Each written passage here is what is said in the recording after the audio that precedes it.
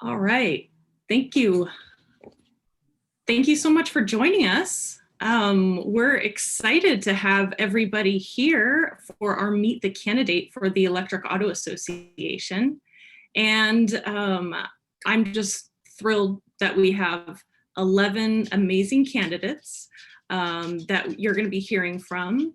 And first, I wanted to just give a quick overview about the Electric Auto Association, because I know that some of our registrants are new members, just to give you the high flyover. And so the Electric Auto Association is the leading volunteer organization in the globe, really, because we help accelerate the adoption of electric vehicles, which is our mission. And we're the largest customer-facing roots organization, which is pretty exciting. We have a lot of other EV partners, other EV nonprofits, but we really are the voice to that consumer directly. And we've been built over decades, and actually since 1967, by thousands of volunteers. So we're an all-volunteer organization and no paid staff, and that's why these board positions are so important. And our members are the EV curious, they're the new EV drivers, they're EV drivers with renewing leases, and then also longtime EV drivers as well. And actually, I probably didn't introduce myself, but I'm April Bolduke, and I'm the president of the organization. And so us board members have just the pleasure of working with our chapters all the time. And speaking of our chapters, they're really the heartbeat of our organization. And that's why the board is so important, because the board really exists to help support the chapters. So we have about 100 of them, and their role is to talk neighbor to neighbor in their own communities about the benefits of driving electric. And, you know, obviously with COVID, we haven't been able to do all of the things that we typically do with test drives and really getting out there in the communities and talking with our community members and our fellow EV drivers. But chapters have really been doing a great job by migrating onto virtual meetings and still staying engaged that way. And then if you are new and you don't have a chapter yet, you can visit our website at electricauto.org, and you'll be able to go onto our Find a Webs chapter page, and you'll be able to find a chapter there, because literally we have them everywhere. So we're excited to have you join us. And so now it's really time to get right into meet candidates, and we're starting off quickly because we have 11 of them, and I'll run through their names really quick, and I'll tell you kind of how the session is going to work, and then we will jump right in. So Phil Barnhart from Oregon, Elaine Borseth from California, Scott Cunningham from Virginia, Rebecca Fisher from California, Brian Hatch from California, Christopher Meadows Roger from Georgia, Jacob Melton from Oklahoma, Michael Peters from Ohio, Mark Scribner from Massachusetts, Melissa Taylor from Kentucky, and Dan Wyman. So thank you all so much for attending. And how the session will work is that candidates have 2 minutes to each introduce themselves, and they're going to tell you about the qualifications that make them a great board member for the Electric Auto Association. We'll have 2 minutes to answer a question, each of them a separate question that we'll be asking. And we'll probably do 3 separate questions for the group. So the first 3 will have 1 question, the second 3 1, the last 3 1. And the answers will be timed. So I know that Terry will be timing those answers for us for every 2 minutes. And as I mentioned, our session's being recorded, and we will be posting that online as well. And the good news is that everybody has already received their voting ballot. So that's already in your inbox. And as soon as you're done with your candidate statement, or if you want to go online and read a little bit more about the candidates, then you can do that. And that email is from True Ballot. So just make sure that you know that that's not from the Electric Auto Association. That's from True Ballot. So, all right.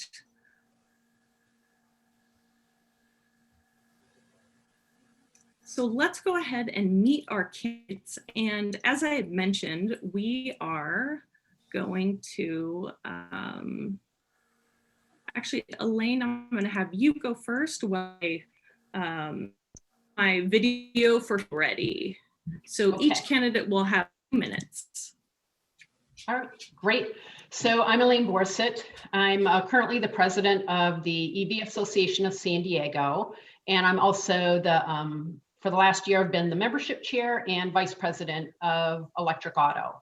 So I joined the EV Association around the end of 2016. I volunteered at the San Diego Auto Show, signed up for a 4-hour shift and ended up doing the whole 5 days. So I just love advocating for EVs, and I love getting our chapters on board.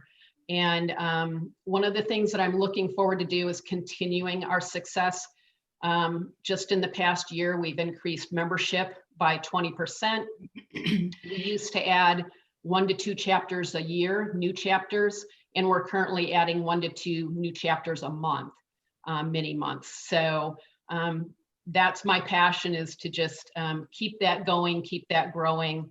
San Diego, we did the same thing when I came on board with the EV Association in San Diego. We did a few events each year. And last year, pre-COVID, we did 40 different public outreach events. So that's what I'm looking forward to, continuing that progress with EAA and working with all the chapters to help them get funding and help them do as much as they possibly can and keep the push for EVs going forward. So thanks, and appreciate your support. All right, thanks, Elaine. And next I'm gonna have we have a video from Phil Barnhart. And so he is actually with the, doing some work with the legislature, and so could not very well have them change the meet time for him, but he did put this video together. So let me just do this.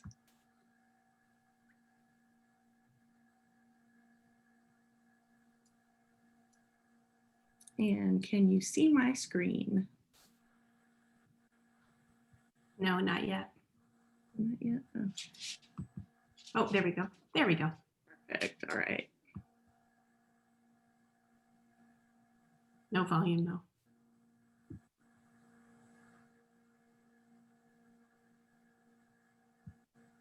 No volume.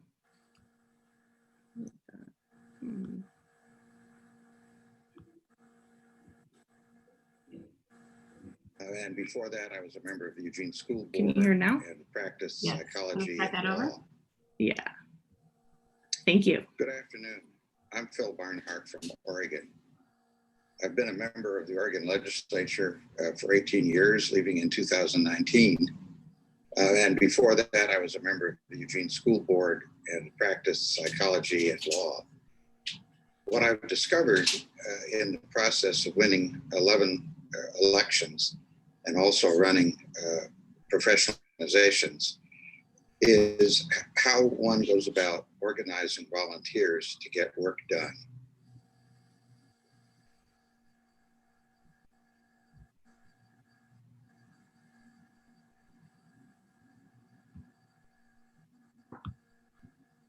And okay.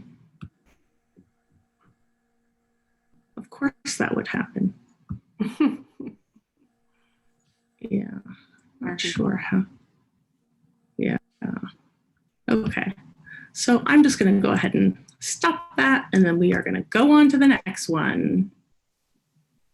All right. So Scott Cunningham from Virginia, you are next. Hey, good evening, April, and hello, everyone. I'm Scott Cunningham. Thanks so much for this opportunity to meet all of you. I don't need to remind folks on this call, this is an especially exciting time for electric vehicles and the growth of electric vehicles. And I really do believe the EAA is in the best position to guide and lead advocacy going forward.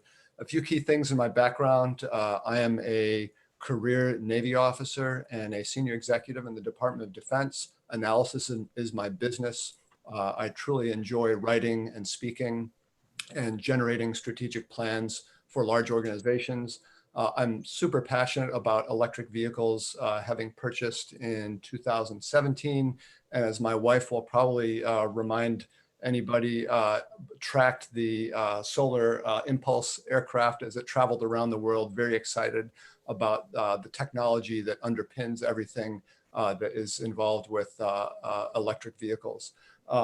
I have a collaborative and creative sense of teamwork. I can lead projects. I'm very happy to either participate or be in a leadership role. I'm an energetic, empathic, active listener.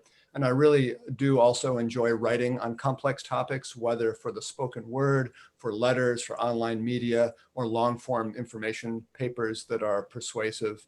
This is sort of my stock and trade as an analyst, from conceptual framing to background research or fine tuning.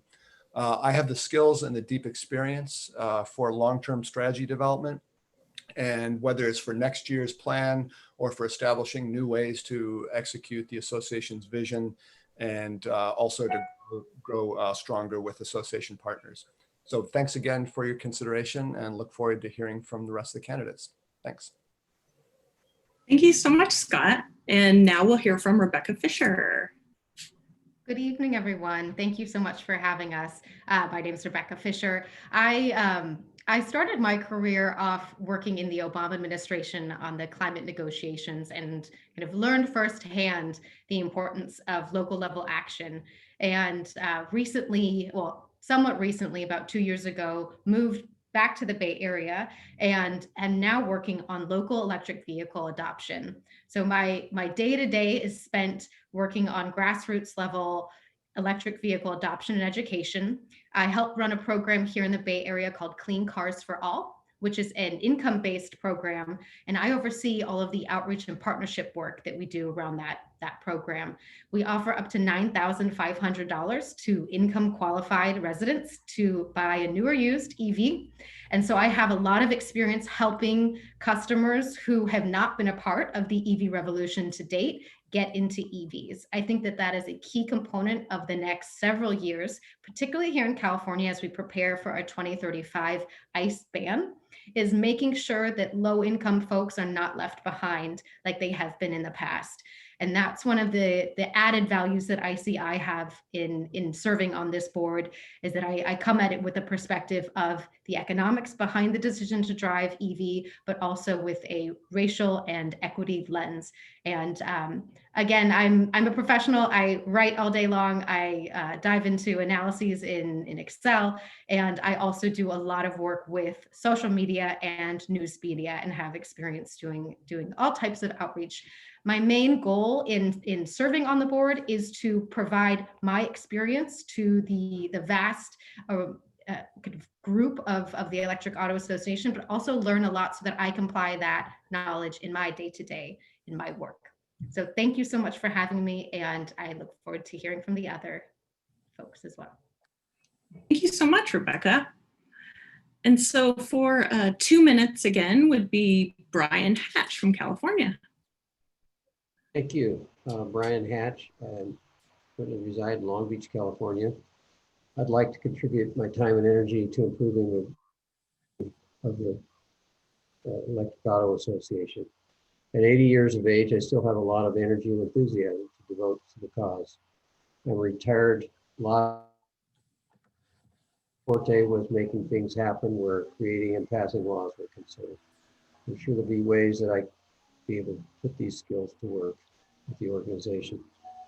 Working collaboratively is key to success. I was an active member of the Sacramento Valley chapter of EAA, and when I moved to my retirement home in Long Beach, I joined the Southern California Auto Association. And I currently drive a 2017 Chevy Volt. I've also had the pleasure to lease a 2014 Cadillac ELR and a 2011 Chevy Volt. And I showed all of these cars at organized events where people could, get in the cars and try them out, and with my watchful eye. And I like helping people get into their cars. I'm sometimes accused of being an evangelist because I just can't say enough good things about electric cars. I've stuck with plug-ins so far because I've had to commute some 430 miles back and forth from Sacramento to Long Beach, usually about monthly. So I'm waiting for General Motors to get me an all-electric car that will meet my needs, and I'm hoping that this is going to be the year for it. If that doesn't happen this year, I think I'll end up getting a Tesla Model Y. I'd be happy to answer questions later if that's appropriate. Thank you. Great. Thank you so much, Brian. And now let's go to Christopher Meadows Roger from Georgia. Hello, everybody. Hello, April and the rest of the board. Thank you for having me this evening.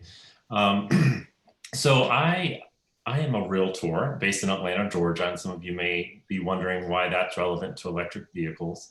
But my leadership that I have both in our local, state, and national level ties into sustainability. And much like the auto industry, the Realtor Association and industry is a conservative and slow-moving organization, but it has rapidly gotten behind sustainability. And I am one of the leaders leading that nationally, talking on a lot of these same issues, from equity to resiliency to renewable energy, and a lot of it is the business case. One of the things that I see, living in Atlanta, I'm kind of in a bubble, but being in Georgia, we're not. we have to work with very diverse people. My history with having various roles in the realtor industry is that I'm a big tent builder. I bring all types of people together, and living here in Georgia, unfortunately, we don't have the friendliest legislature. So we really have to work extra hard, and we have to build bridges. And I think that's the key to the next expansion of electric vehicles. I'm also very interested to see the crossover that we can have with the real estate industry, obviously for most folks, and again, for expanding beyond the privileged people that live in single family homes like myself, and probably much of the people here, is figuring out charging solutions. And the realtors have historically been against things like EV charging mandates. But luckily I was able to get our local association in Atlanta behind City of Atlanta's mandate back in 2017. So these are all things to do. And we are the largest trade organization in the US with over 1.4 million members. So we have a powerful lobbying arm, and it would really be great to bring those synergies together, because there is great crossover, and we are finally waking up to that. So thank you so much. All right. Thank you, Christopher. And now we'll go to Jacob Melton from Oklahoma. And again, our panelists are answering the question, the qualifications that make you a strong Electric Auto Association board member. So, all right, Jacob. Hello, thank you for letting me discuss my options tonight for joining the board. I love it that there's such a diverse group here across the whole US. It's not just all in California or New York, blue state type things. I love we've got Kentucky and Ohio. There's a lot of diversity there, so that's great. My background, I spent about a decade in energy sector doing data science, software engineering at the corporate level, solving problems. At some point, I kind of got into R&D, did patent work for some pretty big companies, kind of started doing alternative energy stuff, which is strange, you think, for energy. But stumbled into electric kind of as a passion or as a hobby. I kind of created my own electric bike, kind of took off, became kind of a passion. Now I have a company that builds electric bikes in Oklahoma. We're doing as much as we can to make the whole bike here in the US. It's something that not a lot of people are able to do. And we're still working through that supply chain to do it. But in doing that, it's become an extreme passion. I've been talking with the Oklahoma EV Coalition, the DOE, our OCAST groups that does science and technology. And we're doing a lot. Oklahoma is now seen as the most friendly EV state in the United States, because we've now in the last couple of years built out an infrastructure of charging networks where we have a charging station every 50 miles. So we're making a lot of ground. I love it that Christopher was talking about housing infrastructure. That's something we've also discussed here locally in terms of should new builders start thinking about adding 220 charging and things like that into housings when they go to build new construction. Something else that's also interesting is the issue around solar. Florida just almost put a tax on people doing solar. Oklahoma does that.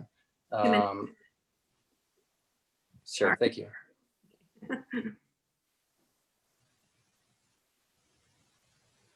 All right. And next we'll go to Michael Peters from Ohio. Michael. Thanks very much. Good evening, everyone. It's evening in Ohio. My quick background is I returned to Ohio, originally from Ohio, spent 20 years in Chicago, New York, and London, was a banker for a long time, came back and co-founded an electric vehicle car share and charging company. So we do electric vehicle car share mostly in low and moderate income neighborhoods with affordable housing, nonprofit, workforce development, a whole bunch of different organizations around that. But I think that is really what corresponds to my interest in the EAA, because I do feel that there's just so much great work we can do across the board.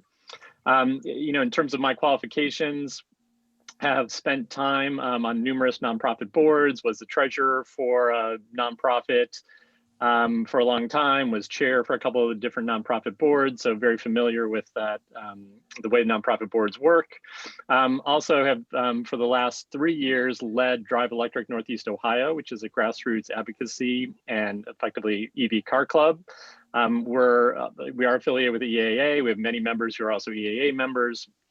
And with Clean Fuels Ohio, which is Ohio's DOE Clean Cities Coordinator. And for the last 3 years have raised money to exhibit at the Cleveland International Auto Show. So experience on the development side, on the finance side, and really just feel very mission aligned with the EAA for the work that I do every day. So thank you. Great, thank you, Michael. And now we'll go to Mark Scribner from Massachusetts. Hey, Mark. Myself. Hi, everyone. For over a decade, I've been a strong supporter of advancing vehicle electrification, both professionally and personally. During that time, I've continuously demonstrated proven success as both a trusted leader and someone willing to give 110% in a supporting role for community, state, and municipal efforts to accelerate the adoption of electric vehicles. As a subject matter expert on EV technology and policy, I've presented at local and national events, professionally published EV policy and advocacy pieces, and most recently overseen the development and implementation of municipal EV awareness programs and toolkits. My previous professional experience was in education, technology, and compliance, which means I bring a unique set of talents and viewpoints to the EAA board. I'm an organized manager and executive, and I've always been driven for measurable results, whether it's as a volunteer with like-minded organizations, including chapters of the Electric Auto Association, through my current professional role since 2018 as a program manager of electric vehicles. I work for the largest energy efficiency focused trading organization that serves the municipal utilities in the Northeast. I always strive to bring both enthusiasm and optimism to this challenging area of progress for cleaner transportation. And I enjoy working collaboratively with others to build on shared goals and innovative ideas. Finally, as an EV owner myself since 2012, an early adopter who's driven nearly 165,000 miles on electric power, I'm cognizant of the need to temper my own experience with the wider views and objective data that is on what is most effective in advancing the growth of EV adoption with the general public. Thank you for this opportunity to be considered for the Electric Auto Association Board. And if I'm chosen to serve, I look forward to being part of its growing effort to impact the acceleration of EV adoption, because I truly believe it's a critical piece of the energy efficiency change making that's going to put us and future generations on a path to cleaner and more sustainable personal transportation choices. Thank you. Great, thank you, Mark. And Melissa Taylor from Kentucky. Thanks, Melissa, for joining us. Thank you, April. Thank you, everyone. I resonate with several people who have already spoken. I'm a native of Ohio, new to Kentucky, and I've lived in New England. And I'm just grateful to have the opportunity to talk with you today. So I am a seasoned healthcare professional. I'm a nurse by background and have been so for over 30 years. Public health and health education has been my specialty area. And I am very used to working with teams that are diverse and inclusive, and really would like to leverage my ability to work in diverse groups to bring that to the EAA. I don't see a way to disconnect health from driving electric automobiles or electric vehicles. I personally have been driving electric in my family since 2012, and I also ride an electric bicycle. So I've been a promoter of electric vehicle transportation for years. We understand the benefit of the electric and feel passionate about the future of electric vehicle use, ownership, and utilization throughout the US. I see it also as a way to help people who are disabled community members, as a way of being able to connect, because I'm seeing the future of the use of vehicles that are not necessarily driven by people, but are independently driven as ways that possibly can help those who have disabilities. So I'd like to find ways to be more inclusive of those in our community through the use of electric vehicles. My education and professional background in public health certainly has given me a lot of experience in communication, research, writing, team participation, and also advocacy, both at the state government level and in Washington, DC.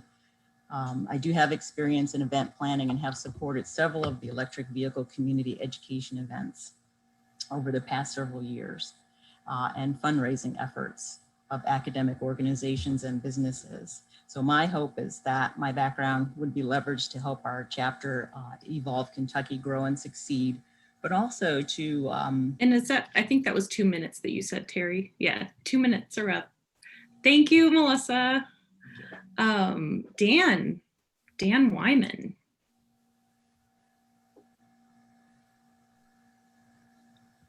Is Dan on? Okay, just spoke with him right before, so. All right, well then we'll just go ahead and we'll move right into our questions. And like I said, I have 3 questions, so we'll just basically divide it up in groups of 3, 3, and 4. The first group would be Elaine, Scott, and Rebecca. And your question is, what does a successful electric auto association look like to you, and how will you help that mission? And we'll start with Elaine first, and you'll each have 2 minutes. Great. So yeah, I think to me, a successful electric auto association is one that is in every single state in the country and all over Canada. And we just need more boots on the ground. We need more voices, more events, more outreach. And that's really my goal, is to continue building the membership, expanding chapters, helping those chapters become effective. So that's really a key, and helping those chapters tap into funding in their area to keep them more effective. All right, thank you, Elaine. And next, Scott Cunningham. Thanks, April. So I think success for the EAA really looks like balance between investing in chapter expansion, as you mentioned, Elaine, investing at the grassroots level so that we can scale where it matters the most to bring electric autos and mobility to people of need, especially those in communities where that is a particular problem because of density. I think success also looks like engaging at the national level so that we have advocacy for large-scale infrastructure that's necessary in order to scale, not only chargeability, but also scale in terms of affordability, and the ability for the national and state legislators to really put their shoulder to the wheel and express their support for electrification with money, with legislation, and with cooperation amongst themselves and with industry partners so that we can kind of meet in the middle with both efforts. And I think what I would be able to offer to the association there is communication strategies. I'd be able to offer planning for projects that would essentially knit those two communities, if you will, between the grassroots and the national level. And I think putting that vision into action for the EAA for 2021 and making sure that we're visible and we're a powerful voice amongst all the other industry advocacy partners. Thank you. All right, thank you. And next we'll hear from Rebecca. Thank you. This is a problem with going third. Everyone said all these amazing things already. I completely agree with what Elaine and Scott both shared. I think it's a mix of both focusing on the grassroots chapter area work, ensuring that our chapters have the resources they need to expand membership and also create more diverse membership that represents all Americans and not just a subset of the early adopters, but also making our voice heard in DC, but also in state houses across the country and also in in Canada and frankly around the world. I think for the past 4 years, a lot of action has been done at the local and state level as Washington kind of turned their back on a lot of climate work.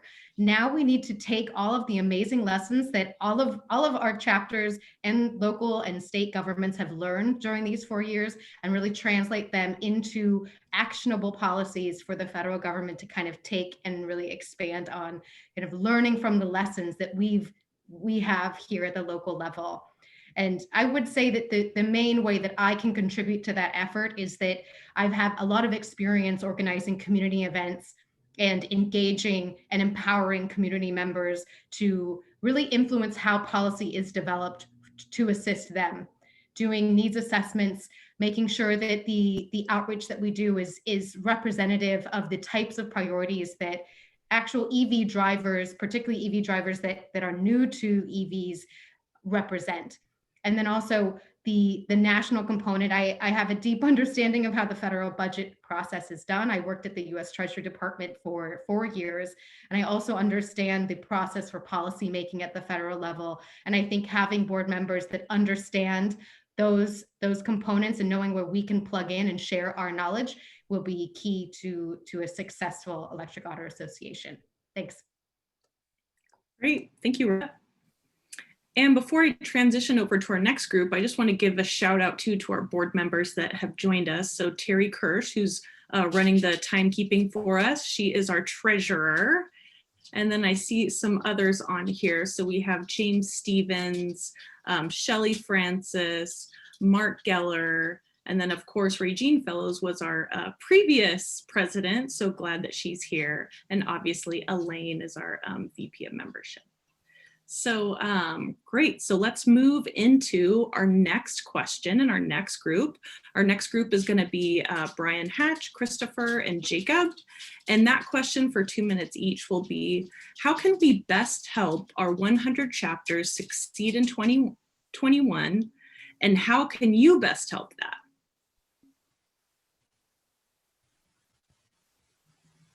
You want Brian first? Oh, and I'm sorry, yes, Brian first.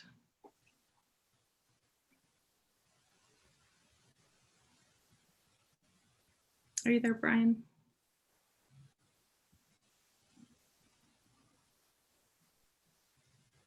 I don't hear Brian. Is he still Excuse on? me, Oh, I had think muted you're on. myself. I think you're on. Okay, there you go. Good, now, can you hear me? Sorry. Yes, I can hear you. I think it's important to inspire the leadership of the 100 associations we have to help go out and establish neighboring associations. I'm still amazed that in Southern California, where there's the largest group of people in probably the free world, and we only have one Southern California-based local EV association. And they're working hard and they're struggling, but we need to help create an environment where some of these association leaders will go out and try and help foster a neighboring association, so that we'll become 200 or 300 associations across the nation. They're the bread and butter of this. They get to meet people face to face. They get to help people drive these cars and answer all the crazy questions about why it's not as good as gasoline. And I know personally, I found it very, very rewarding to be able to talk people literally into getting an electric car. And I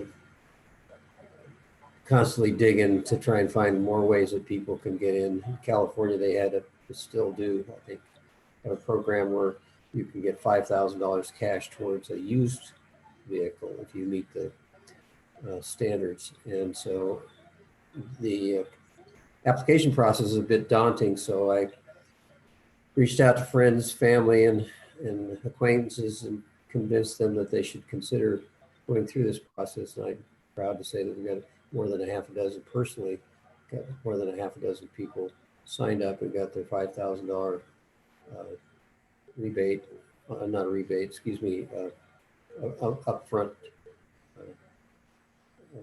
deduction from the price of the car. 2 minutes, And Brian. these are people who are modest, income level, and let them share in the car. That's your 2 Okay, minutes. I'm sorry. It's okay.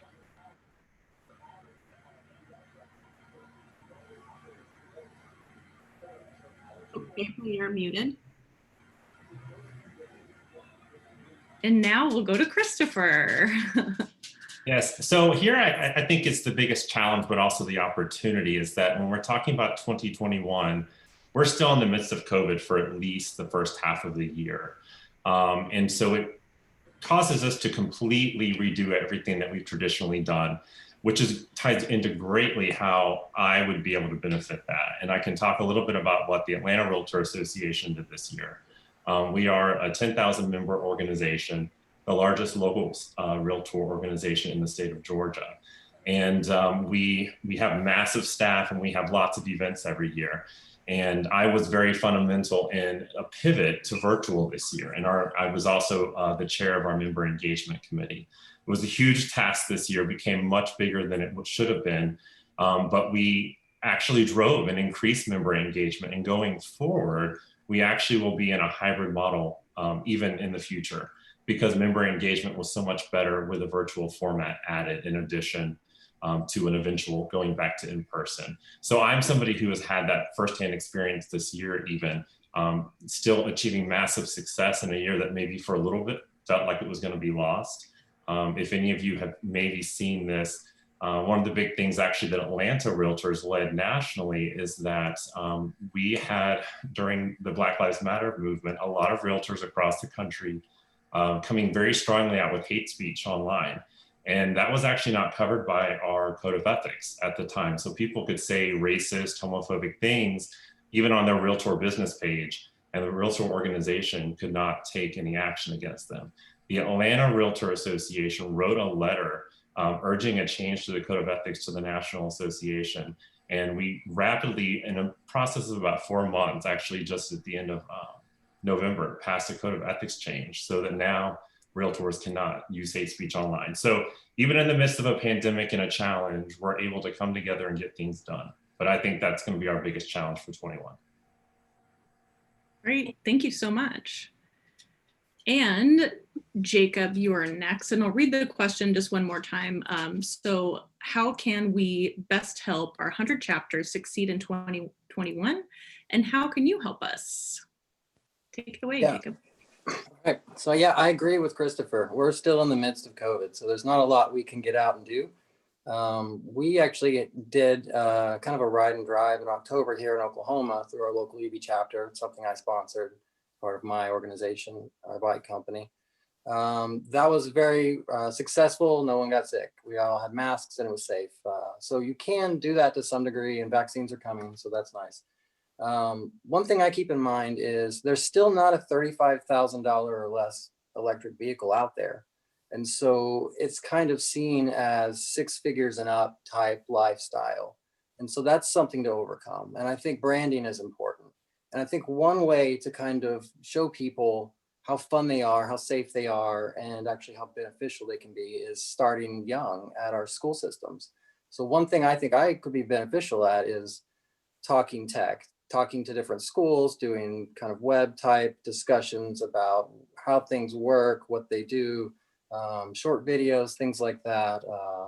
I've done everything from the J1772 EVSE wiring all the way to direct drive motors, to battery tech. So in terms of technical specs and talking to that end, that's something that I could shine at. I think that we need to build a community, and to keep that going is to just keep iterating and reiterating that it's not just about high level or high upper wealth type people. It's about job creation. It's largely what we're doing here. The latest agreement that we had go through the legislature required 40% of car parts to be manufactured in the U.S.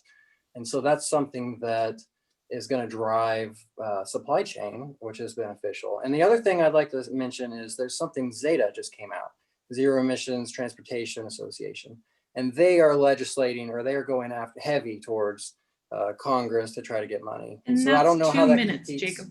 with EAA, but that's something to look at. Awesome. Thank you so much.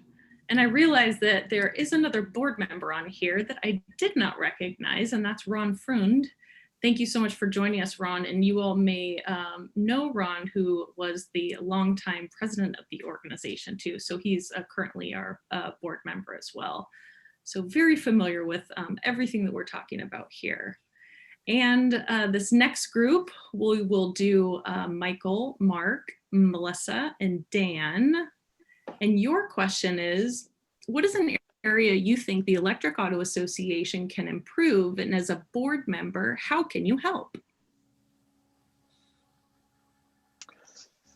All right, what area can we improve? So in my experience with other nonprofits, I think one of the really critical things is around financial stability.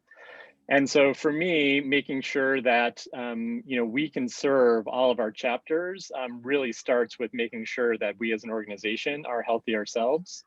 So I think one of the things is focusing on development, how we can aggregate capital in support of our mission, and then expand some of those best practices out to our chapters. I'm sure there are very small chapters. My chapter is very small. I'm sure there are very large chapters. And so helping them with some of those skills and sharing those best practices as well seems to make sense. So I would start with our financial stability. Great, thank you so much. And Mark, we'll go to you. And you're on mute. Yeah, I think one area that the Electric Auto Association chapters could improve in, and really, of course, I think any organization doing this kind of grassroots advocacy can always do continuous improvement in, is networking and collaborating with the existing local organizations that are already doing similar work in municipalities, whether they're volunteer organizations or part of the local governments, or groups that are the NGOs, other nonprofits that are working in the same geographical territories, and so collaborate with them in non-financial partnerships, and whether it's on events or on making engagements with other stakeholders, for example, auto dealerships or auto dealership groups. So, and I think this is an area which I can help, because it's something that actually I do on my day-to-day job. I'm pretty much required to do that because I have to run lean and green with my very small staff working on EV programs. So we already do that kind of work. And I think having been in the chapters as a chapter member and running a chapter as well, I've seen how that can have value to collaborate with the local groups that are already working on these initiatives, and create more synergy together on those things. Great, thank you so much. And before we move to Melissa and Dan, I am going to read the question one more time. What is an area you think the Electric Auto Association can improve? And as a board member, how can you help? Melissa. Thank you. I'd like to look at ways that people who are very committed to ICE cars might feel that they actually can make a pathway to cross over to electric vehicles. I think it's important to take a step back and maybe even develop a survey to look at how can we form more of a marriage versus a competition. I think you've got these two sort of communities, the EV community and the ICE community, which is internal combustion engine. And there needs to be a way where people who are strictly ICE don't feel displaced with the growth of electric vehicles. And I think that might actually help us have more success as far as developing policy and developing, or even just being able to capture the attention of people who want to more strongly consider the use of EVs. So I'm a writer. So in medical communication, so writing, research, and again, the advocacy piece, because I'm used to advocating not just for individuals, but also for large groups such as nursing organizations. And so I believe I could help with policy development and certainly writing those kinds of things, but also reaching out to people who need the education more about electric vehicles and trying to find some sort of middle ground that would help us build more of a marriage and maybe bring more people over and not let them feel displaced if they're moving from the internal combustion engine cars to electric vehicles, to kind of see the benefits. All right, great. Thank you so much. And Dan, do we have you on the line? I don't think we do. Okay. So then that really wraps it up for us. We had 11 candidates talk for, quite a handful of minutes there. And as I mentioned, your vote is already in your email. The votes stay open until about the first week of January. And we look forward to seeing you all too at our annual meeting, and you'll be, all of our members will receive an invitation to that meeting, which will be in late January. So we'll be talking about planning for 2021. But thank you so much for joining us. Good luck to everybody. And if you have any questions, please reach out. And then there are candidate statements. They're on the first article right now that's on our blog at electricauto.org, and you can read up on all of them. So thank you again for joining us. And on behalf of all the board, thanks. Thank you. Thank you, April. Thanks, April. Thanks, everybody. Good night. Thank you, everybody. Thank you. Thank you, everybody. Thank you all.